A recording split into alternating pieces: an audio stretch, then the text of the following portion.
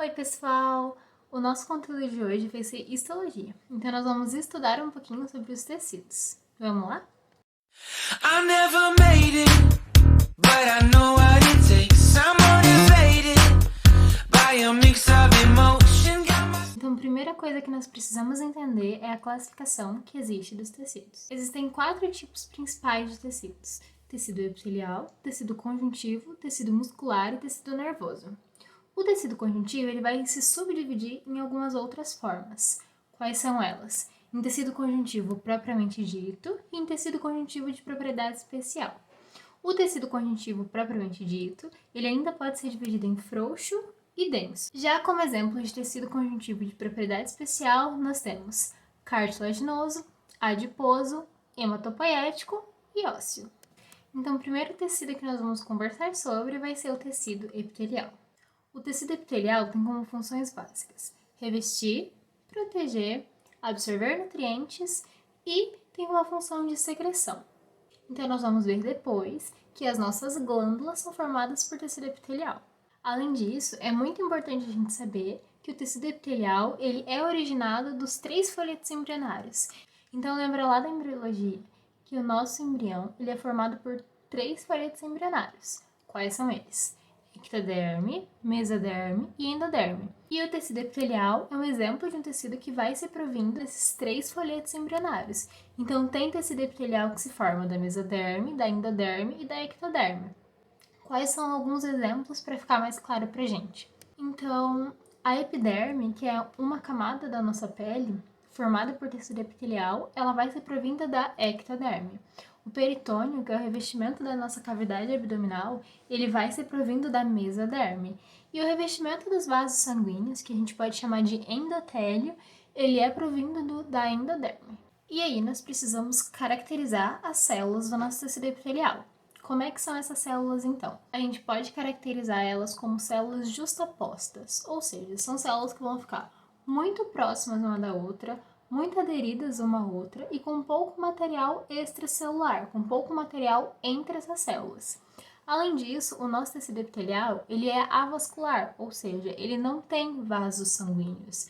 Então, a nutrição do nosso tecido epitelial, como não tem vasos sanguíneos, como não vai chegar sangue com nutrientes, essa nutrição vai ter que ser feita a partir de outro tecido. Qual vai ser esse outro tecido? O tecido conjuntivo.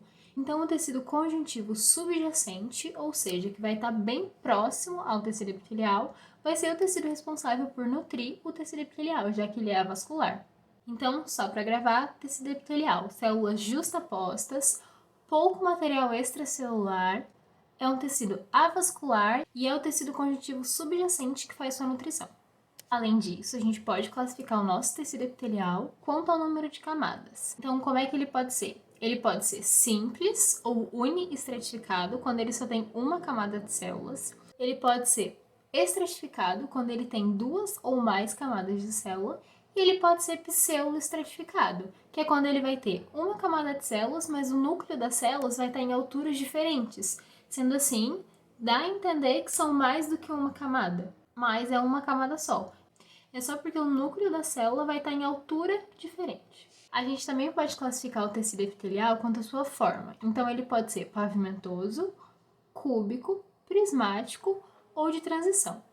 Pavimentoso é quando as células forem bem achatadas. Um exemplo a gente tem o endotélio, que é o revestimento dos vasos sanguíneos. Cuboide a gente pode chamar quando as nossas células têm formato cúbico. Um exemplo são as células renais, são as células mais típicas por terem formato cuboide.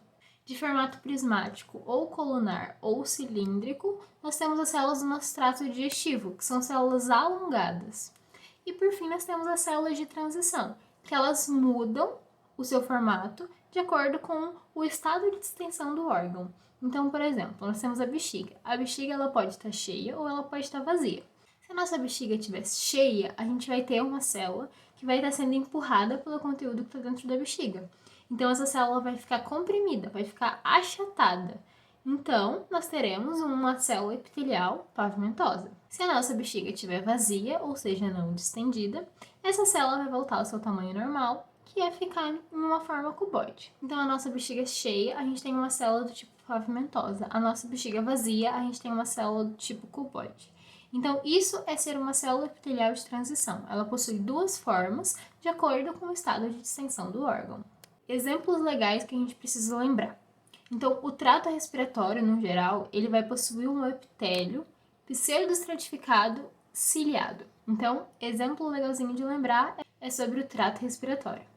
Outro exemplo legalzinho de lembrar é a nossa pele. Então, a epiderme da nossa pele, que é uma das camadas da nossa pele, ela vai ter um epitélio estratificado, pavimentoso, queratinizado. Então, estratificado com várias camadas, pavimentoso, células achatadas, e queratinizado porque vão ser células que vão estar impregnadas de queratina.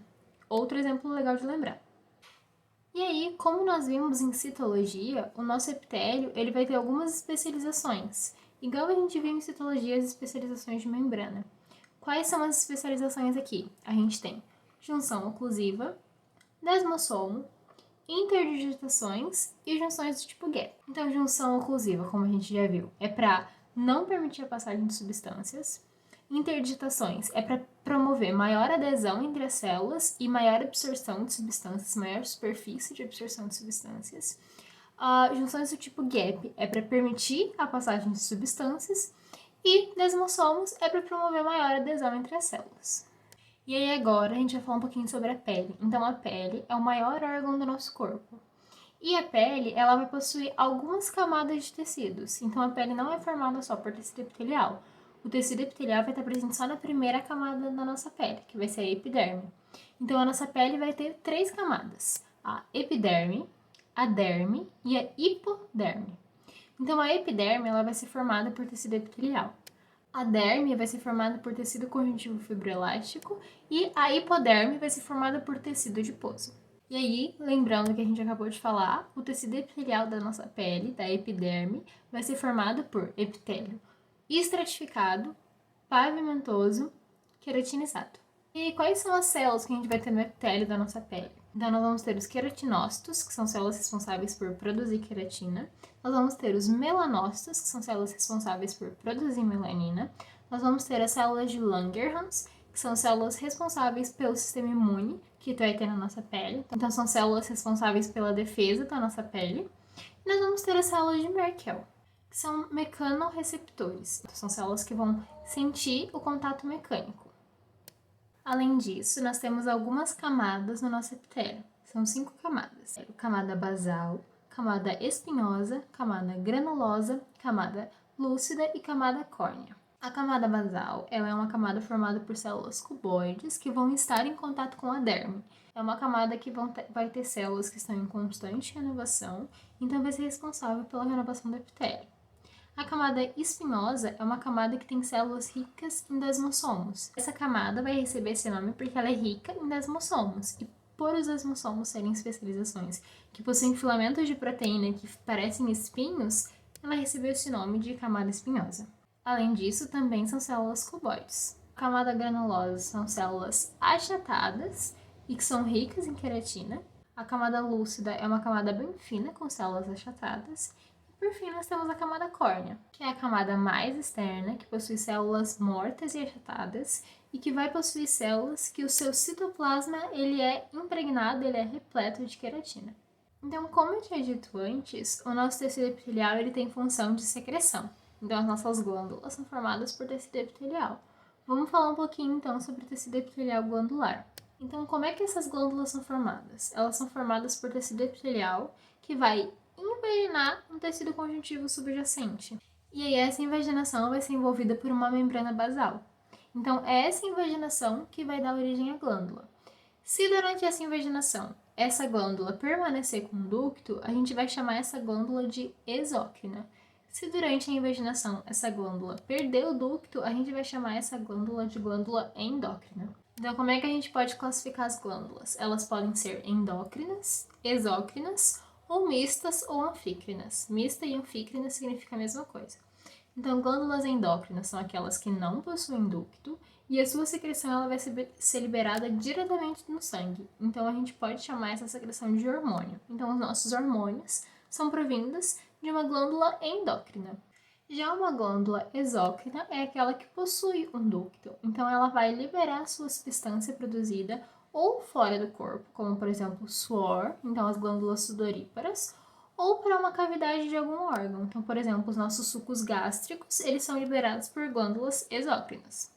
Além disso, nós temos as glândulas mistas. Então, as glândulas mistas são aquelas que fazem as duas funções. Então, o pâncreas, ele vai ser o maior exemplo de glândula mista. Por quê? Porque ele vai liberar o suco pancreático na sua parte exócrina, que o suco pancreático vai lá para o intestino para ajudar na digestão, e ele vai liberar insulina e glucagon, que são 2 hormônios, por exemplo, envolvidos no metabolismo da glicose. Além disso, a gente pode classificar as glândulas quanto à sua sinalização.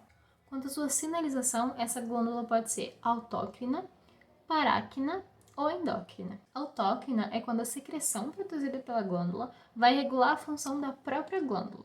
Parácrina é quando a secreção vai regular a função de células vizinhas. E endógena é quando a secreção vai regular a função de células bem distantes. Terminamos o tecido epitelial, vamos falar um pouquinho do próximo tecido, que vai ser o tecido conjuntivo. Então, o tecido conjuntivo, principais características. Ele vai ser originado somente da mesoderme, então não vai ser como o tecido epitelial, que ele é originado dos 3 folhetos embrionários, ele vai ser originado somente da mesoderme. Ele é um tecido vascularizado, então ele possui vasos sanguíneos irrigando o seu tecido. Ele é um tecido que vai possuir muito material intercelular e ele é um tecido que vai possuir fibras, então fibras colágenas, elásticas ou reticulares, o contrário do tecido epitelial. E aí, quais são as funções desse tecido conjuntivo, então? Ele tem função de suporte, de preenchimento, de armazenamento, de transporte, de defesa e também de reparação. Se vocês observarem uma foto de tecido epitelial, ela vai ser bem diferente de um tecido conjuntivo. O tecido epitelial não tem material intercelular, ele não é vascularizado, as células são justapostas, ou seja, bem próximas uma da outra. Já o tecido conjuntivo não. Ele vai ter bastante material intercelular, as células são bem afastadas uma da outra, vai ter fibras percorrendo o tecido. Então, são tecidos que são praticamente o oposto um do outro. E aí nós temos algumas células que são características do tecido conjuntivo. Uma célula bem importante do tecido conjuntivo é o fibroblasto. Então, o fibroblasto vai ser a célula mais comum, mais comumente encontrada no nosso tecido conjuntivo. E ele tem como função produzir as fibras que tem no tecido conjuntivo e também o material extracelular. Ele vai então sintetizar colágeno, elastina, glicoproteínas, que é o que vai ser usado para formar as fibras. Além disso, é uma célula importante na cicatrização. E um detalhe importante que a gente não pode esquecer é que o fibroblasto, ele é uma célula jovem, ativa, e ele faz todas essas funções que eu estou dizendo para vocês. Só que tem a forma envelhecida dessa célula, e a gente chama a forma envelhecida do fibroblasto de fibrócito. Então, fibroblasto, célula jovem, ativa. Fibrócito, célula velha, célula envelhecida e inativa. Outro exemplo de célula que a gente tem no tecido conjuntivo, os macrófagos. Os macrófagos são células que têm como função principal a defesa, então eles vão realizar fagocitose para realizar a defesa do nosso tecido conjuntivo. E o macrófago tem um detalhe bem importante, que ele é uma célula que ele migra do sangue. Então ele vai sair do sangue e vai para o tecido conjuntivo. Quando ele está no sangue, ele não chama macrófago, ele vai chamar monócito. E aí, quando ele sai do sangue e vai para o tecido conjuntivo, é que aí ele começa a ser chamado de macrófago. Essa migração de um tecido para o outro a gente chama de diapedese. Nome muito importante, não se esqueçam. Diapedese, saída dos monócitos do sangue para ir para o tecido conjuntivo, onde eles passam a ser chamados de macrófagos. Seja qualquer um dos tecidos, a função é fagocitose e defesa, ok? Além disso, nós temos os mastócitos, que têm um papel importantíssimo em processos inflamatórios e alergias. Por quê? Porque ele vai ter grânulos ricos em heparina e histamina. A heparina é um importante anticoagulante e a histamina é um importante vasodilatador. Então, quando a gente tem uma inflamação ou uma alergia, a gente quer que os nossos vasos fiquem dilatados. Para quê? Para permitir a maior passagem de células brancas. Então, esse vaso dilatado vai permitir que maior ajuda venha. Então, mais células brancas de defesa conseguem vir para ajudar nessa inflamação ou nessa alergia. Então, por isso que os mastócitos são importantes para alergia e para processos inflamatórios. Além disso, nós temos os plasmócitos, que são células que são formadas a partir dos linfócitos B, que é outro tipo de célula que a gente vai falar depois.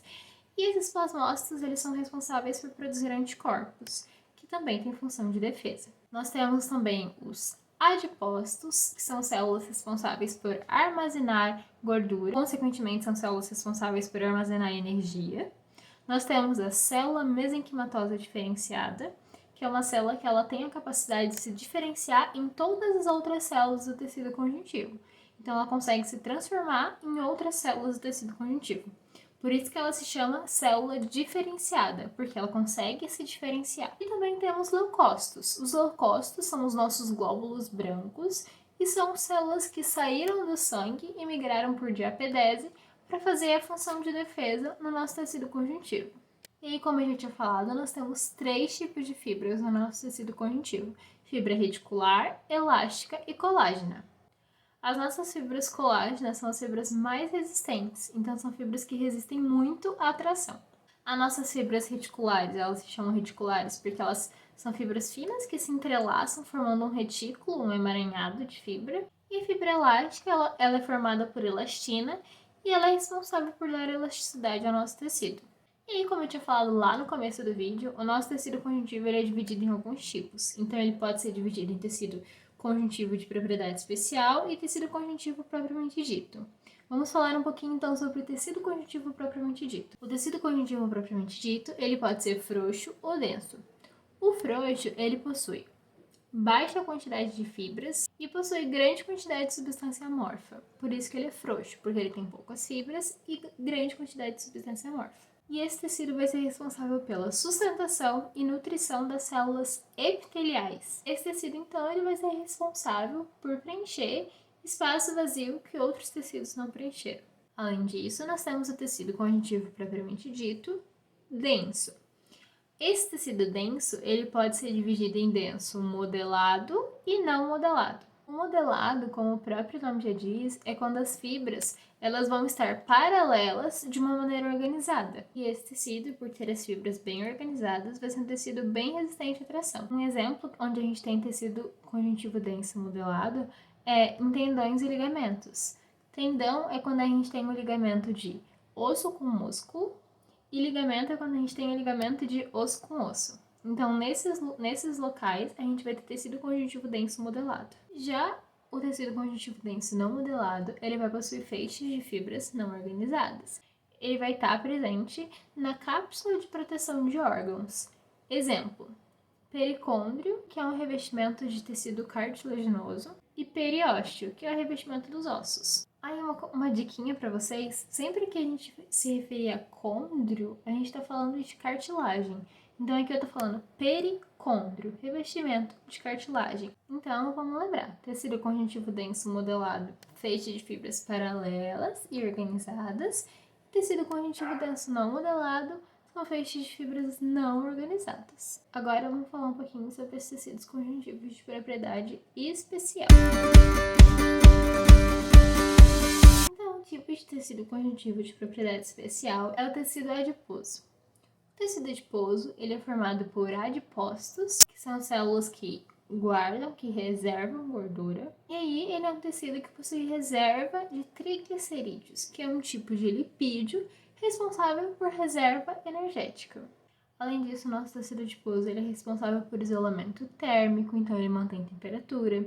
Ele é responsável por isolamento mecânico, então ele funciona como uma barreira para amortecer impactos. O tecido adiposo também é responsável por uma produção hormonal. Ele vai produzir o hormônio leptina, que é o hormônio responsável por estimular a redução do apetite. Além disso, a gente pode classificar o nosso tecido adiposo em unilocular ou multilocular. O tecido adiposo unilocular, ele também pode ser chamado de gordura branca ou gordura amarela. E ele é chamado de unilocular porque uma única gota de gordura vai ocupar toda a nossa célula. E esse tipo de tecido adiposo ele vai ser encontrado por todo o nosso corpo. Já o tecido conjuntivo multilocular pode ser chamado também de gordura marrom. Por quê? Vão ser várias gotas de gordura para eu poder ocupar uma única célula. É um tecido que vai possuir muita vascularização em mitocôndrias, então ele é um tecido importante para animais que hibernam, Então são animais que vão diminuir muito o seu metabolismo durante o inverno, onde existe escassez de comida. Então eles vão resgatar energia dessa gordura marrom, desse tecido adiposo multilocular, que possui muita vascularização e muitas mitocôndrias. Então a gente precisa lembrar, gordura marrom ela é abundante em animais que hibernam. Em seres humanos, essa gordura só está presente em recém-nascidos. Quando nós crescemos, essa gordura marrom ela é substituída pela gordura branca. Então acabamos tecido adiposo, vamos começar a falar sobre tecido cartilaginoso. O tecido cartilaginoso ele vai possuir uma consistência rígida e ele vai dar suporte a tecidos moles. Ele tem função de absorver choque, ele vai facilitar o deslizamento de ossos nas articulações. As nossas células principais aqui são os condrócitos. Lembra que a gente estava falando de fibroblasto lá no comecinho de tecido conjuntivo? Então aqui é o contrário. Aqui a célula principal vai ser o condrócito. Então aqui é o condrócito que vai ser a célula jovem e ativa. E aí o condroblasto vai ser a célula envelhecida e inativa. Característica importante das cartilagens, do tecido cartilaginoso, é um tecido avascular, ou seja, é um tecido conjuntivo que é uma exceção, ele não possui vascularização. Então, como as cartilagens são avasculares, elas vão ser nutridas pelo pericôndrio, que a gente falou anteriormente, que é o revestimento das cartilagens, que é um tecido conjuntivo propriamente dito, que vai conseguir nutrir essas cartilagens. Ou quando a gente estiver falando de articulações, por exemplo, quem vai nutrir vai ser o líquido sinovial. É um tecido que é bem rígido, tem consistência bem firme. Por quê? Porque a sua matriz ela vai ser impregnada de colágeno. E aí o tecido cartilaginoso possui 3 tipos de fibras: elástica, fibrosa e hialina. A cartilagem fibrosa, fibrocartilagem, ela vai possuir a sua matriz impregnada de colágeno e ela não vai possuir pericôndrio. A cartilagem elástica vai ter sua matriz impregnada de colágeno e elastina e ela tem pericôndrio. E a cartilagem hialina tem sua matriz impregnada com colágeno e ela possui pericôndrio, exceto nas superfícies articulares. Então, nas articulações, vai ser nutrida pelo líquido sinovial, como eu tinha falado anteriormente. Então, o que a gente tinha para falar de tecido cartilaginoso era isso. Vamos agora partir para o tecido ósseo.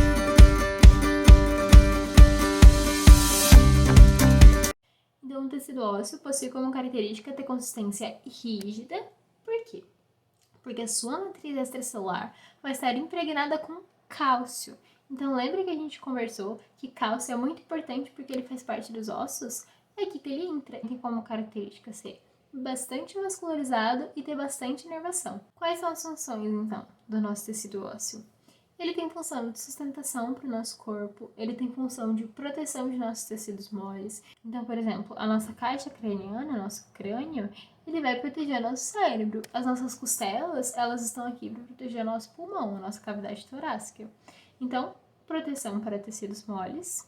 Além disso, os nossos ossos, eles alojam e protegem a nossa medula óssea, que é responsável pela formação de células sanguíneas. E os nossos ossos também funcionam como uma reserva para minerais. Que minerais são esses? Cálcio e magnésio. Então, os nossos ossos, eles têm alguns componentes básicos. Aqui eu vou falar um pouquinho sobre os ossos longos em especial. Então, fêmur, húmero são ossos longos. Então, vamos imaginar um osso. Esse osso vai ser formado por 2 epífises, que vão ser as suas extremidades, e o meio a gente pode chamar de diáfise. E aí, no interior desse osso, a gente vai ter a passagem de vasos, nervos e também da medula óssea. A medula óssea vermelha e a medula amarela. A medula vermelha é aquela responsável por produzir células sanguíneas e a medula amarela ela é responsável por armazenar gordura. Então, isso era o importante sobre ossos. Agora vamos falar um pouquinho sobre tecido hematopoético. Nome difícil que significa o sangue. Então, o nosso sangue, incrivelmente, é um tecido, e ele é chamado de tecido hematopoético. Então, o nosso sangue, ele pode ser dividido em 2 partes. Ele pode ser dividido em plasma e em elementos figurados. O plasma é a parte líquida do nosso sangue. Os elementos figurados é a parte sólida do nosso sangue. E aí, quais são as funções, então, do nosso sangue? Por que o nosso sangue é tão importante? Então, o nosso sangue, ele tem função de transporte de gases, nutrientes, metabólitos, hormônios. Ele tem função de distribuição de calor. Ele tem função de equilíbrio ácido básico. Então, como eu havia falado, o plasma é a parte líquida do nosso sangue. O que vai ter nesse plasma? Água, principalmente, proteínas, sais minerais, glicose. Então ele vai ser formado em 90% de água e em 10% dessas outras substâncias, proteínas, sais minerais e glicose. O plasma compõe 55% do nosso sangue e a principal proteína que a gente pode encontrar no sangue é a albumina, que é uma proteína responsável por transportar substâncias que são lipossolúveis, ou seja, gordura. A albumina vai transportar substâncias que são apolares. Por quê? Porque como o nosso plasma ele é formado por 90% água, uma substância que for apolar, que for lipossolúvel, ela não vai conseguir transitar livremente ali no nosso sangue. Então a gente tem essa proteína que vai transportar essas substâncias lipossolúveis. E aí, os outros 45% do nosso sangue é formado por elementos figurados. Quais são os elementos figurados? As hemácias, que são os glóbulos vermelhos, os glóbulos brancos, que são os leucócitos, e as plaquetas, que são fragmentos celulares. Então, primeiramente, vamos falar um pouquinho de hemácias. As hemácias são glóbulos vermelhos, ou podem ser chamadas também de eritrócitos. Qual é a função das hemácias? As hemácias são células que vão possuir nelas uma proteína chamada hemoglobina, e que a principal função é fazer o transporte de gases, oxigênio e gás carbônico. Importante, são células anucleadas em mamíferos. Então, nós e todos os outros mamíferos não possuímos núcleo nas nossas hemácias. Além disso, são células lábeis. Como assim? São células que possuem duração de vida curta. Então, de 90 a 120 dias, essas células acabam sendo destruídas. E aí elas vão ser destruídas onde? No fígado ou no baço. E aí, a gente vai ter a formação da bilirrubina. A bilirrubina vai ser um componente formado pela destruição das hemácias. Então, o que compõe a bilirrubina são hemácias velhas e destruídas. E aí, quando essas hemácias velhas são destruídas, a gente precisa da formação de novas hemácias. A formação de novas hemácias é chamada, então, de eritropoiese. E ela é estimulada pelo hormônio eritropoetina. Esse hormônio eritropoetina, ele é formado nos rins. Então, quando a gente tem algum problema renal, por exemplo, consequentemente a gente pode ter anemia. Por quê? Porque se a eritropoetina estimula a formação de novas hemácias, se a gente não tem esse hormônio sendo produzido porque o rim está com problema, a gente não vai ter produção de novas hemácias. Se a gente não tem a produção de novas hemácias, a gente pode ter uma anemia. E aí nós temos uma palavrinha, só para vocês saberem, que são os reticulócitos. Os reticulócitos são como se fossem hemácias jovens que ainda não amadureceram. E aí a gente tem uma coisa muito importante que é a anemia falciforme. Então, a anemia falciforme é quando a nossa hemácia vai sofrer uma mutação genética e ela vai mudar a sua forma. Ao invés dela ter aquela forma arredondada, bicôncava, ela vai ter uma forma de foice. Essa forma de foice vai impedir essa célula de ser funcional, então ela não vai mais conseguir fazer o transporte de oxigênio e ela também tem chance de acabar obstruindo os nossos vasos sanguíneos. Então essas células sanguíneas, elas possuem uma capacidade de ficarem aglomeradas e elas podem acabar obstruindo a passagem de sangue dos nossos vasos sanguíneos. Então, o que mais? Eu falei que os elementos figurados são glóbulos vermelhos, glóbulos brancos e plaquetas. Já falamos de glóbulos vermelhos, vamos agora para glóbulos brancos. Então, os glóbulos brancos, ou leucócitos, são células de defesa do nosso corpo. E aí existem alguns tipos de leucócitos. Quais são eles? São células que são produzidas na nossa medula, como a gente já tinha conversado, e também podem ser produzidas nos tecidos linfóides. A função dos leucócitos é, então, defender o nosso organismo contra antígenos. Então, se a função dos leucócitos é defender o nosso organismo contra antígenos, vocês devem imaginar que se a gente tem uma infecção no nosso organismo, o número de leucócitos vai aumentar para ajudar a combater esse micro-organismo invasor. E eles podem ser divididos em agranulócitos e granulócitos. Os granulócitos quem são? Basófilos, neutrófilos e eosinófilos. Já os agranulócitos quem são? Monócitos e linfócitos. Então, são 5 tipos de leucócitos. Vamos falar um pouquinho agora separadamente sobre cada um deles. Primeiramente, neutrófilos. Então, os neutrófilos, eles são a primeira linha de defesa do nosso sangue. Eles possuem um núcleo trilobado, então o núcleo vai ser dividido em 3. Eles são células que vão realizar fagocitose e são células que são importantes principalmente contra infecções bacterianas. Os eosinófilos são células que possuem o núcleo bilobado, ou seja, duas partes. Os eosinófilos são importantes no combate a alergias e parasitoses intestinais. Temos os basófilos, que são as nossas células menos numerosas, então que a gente menos vai encontrar no nosso sangue. E eles são semelhantes aos mastócitos, que a gente acabou de falar. Por quê? Porque eles também possuem heparina e histamina. Histamina, vasodilatador, e heparina, anticoagulante. Então, eles também são importantes em processos inflamatórios e alergia. Nós temos os monócitos, que são aquelas células que eu acabei de falar para vocês que vão sofrer de EP10, lembra? A migração para o tecido conjuntivo e vão se transformar em macrófagos. Então, o monócito é uma célula responsável por fazer fagocitose e ela vai migrar do sangue para ir para o tecido conjuntivo e se transformar em macrófago. E por fim, nós temos os linfócitos. Células que possuem um núcleo bem grande que ocupa quase toda a célula. E eles podem ser divididos em dois, linfócitos B e linfócitos T. Linfócitos B são responsáveis pela imunidade humoral. Por quê? Porque vai ser uma imunidade mediada por anticorpos. Então, os linfócitos B, eles vão produzir plasmócitos, que são aquelas células que eu falei para vocês que produzem anticorpos, que são proteínas que vão fazer a defesa do nosso organismo. Além disso, os linfócitos B são responsáveis por produzir células de memória. Já os linfócitos T, eles são responsáveis pela nossa defesa celular. Por quê? Porque é a própria célula que vai fazer a defesa. Então, eles vão produzir interleucinas, que são mensageiros do nosso sistema imune. Aí a gente tem o linfócito TCD4 e o linfócito TCD8. O linfócito TCD4 ele é responsável por uma resposta imune de ação local. E o linfócito TCD8 a gente chama de killer. Por quê? Porque ele dá um abraço mortal. Ele vai fagocitar e dar um abraço mortal no nosso antígeno. E aí a gente tem dois conceitinhos que é muito importante vocês saberem, que é o quê? A gente pode dizer em leucócitos, em leucopenia e leucocitose. Leucopenia é quando a gente tem uma baixa dos nossos números de leucócitos, então a gente tem uma imunodeficiência. E leucocitose é quando a gente tem um aumento dos números dos nossos leucócitos. Então a gente tem alguma infecção acontecendo que os nossos leucócitos se reproduziram para poder ajudar a combater essa infecção. E aí quando a gente fala de linfócitos, é importante a gente saber que é uma resposta a infecções virais. Acabando os glóbulos brancos, nós temos as plaquetas, que é o último componente dos elementos figurados.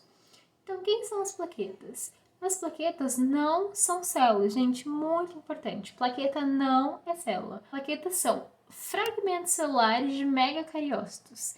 Lembrem disso, são fragmentos celulares de células chamadas de megacariócitos. As plaquetas também podem ser chamadas de trombócitos e as plaquetas são responsáveis por coagulação sanguínea. Então, através da agregação plaquetária, as plaquetas vão se agregar e vão ativar a coagulação sanguínea.